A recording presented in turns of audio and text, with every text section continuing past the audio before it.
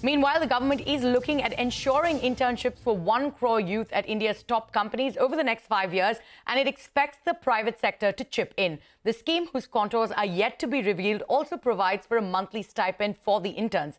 But how feasible is this plan? Rachna Dhanrajani is here with a deep dive.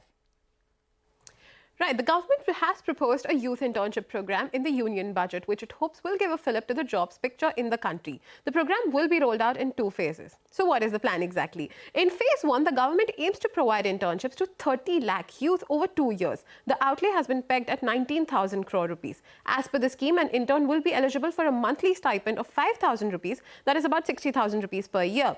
So who's funding them is the question. Well, it's you, the taxpayer. The government has allocated a budget of 54,000 rupees per person per year, and the company will chip in the remaining 6,000 rupees from its CSR funds. However, whether a company wants to participate in the scheme or not, it's all up to them.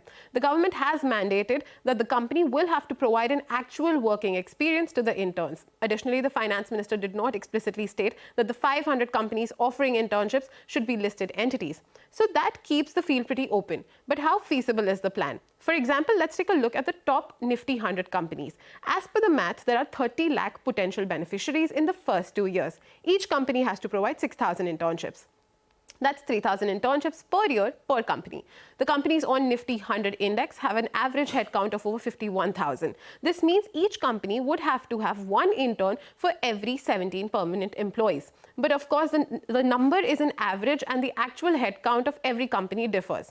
So let's take a look at the largest employers. First up is TCS with a total headcount of about 6 lakh, followed by RIL at almost 4 lakh, Infosys at 3.17 lakh, Coal India and Wipro have an average employee headcount of about 2.5 lakh people.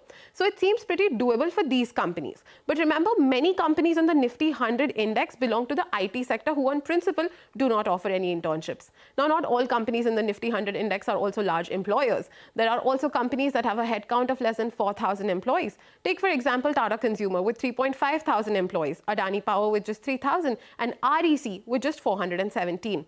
So as you can see, it isn't practically possible for many companies to give out internships to 3,000 beneficiaries. Again, a quick disclaimer, these are just assumptions as the budget is yet to be cleared and the rules of the scheme are yet to be notified. The finance minister in her budget speech referred to 500 top companies and gave no further clarity. So we will have to keep an eye out on the contours of the scheme as and when they're released, especially because the phase 2 of the scheme is tasked with an even bigger challenge of providing 4,600 internships per year for the next 3 years.